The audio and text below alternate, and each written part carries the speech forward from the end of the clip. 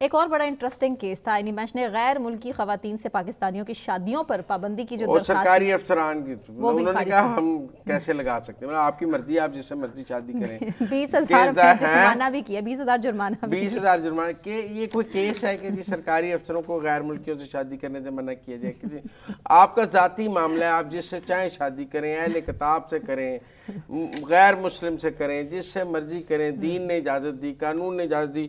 आप देखें जिसने केस दायर किया उसको सिर्फ 20,000 जुर्माना हुआ, मेरे हिसाब से 20 लाख भी कम था इसका जुर्माना।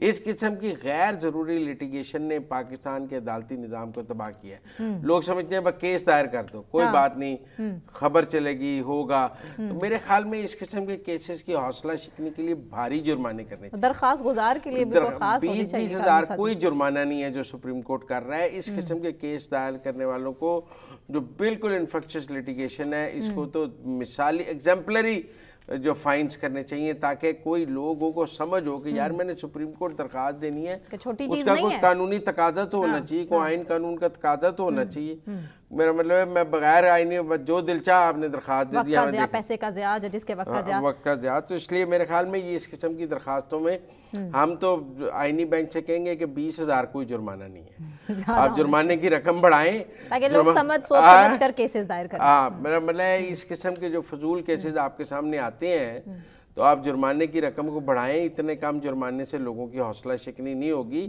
अगर इतने कम जुर्माने में सुप्रीम कोर्ट का केस अगर एक हेयरिंग मिल जाती है, खबर बन जाती है, सब कुछ हो जाता है, टॉक शोज में डिस्कशन हो जाती है, तो 20,000 रुपये को ज़्यादा रकम नहीं है।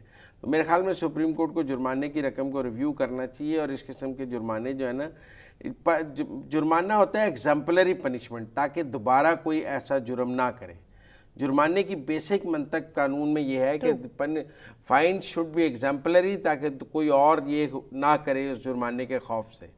तो 20,000 जुर्माने के खौफ से तो केस नहीं ना रुकेंगे, आपको एग्जाम्पलरी पनिशमेंट्स देनी चाहिए, एग्जाम्पलरी फाइन्स करने चाहिए ताकि ऐसी लिटिगेशंस का रास्ता रुक सके। बेशक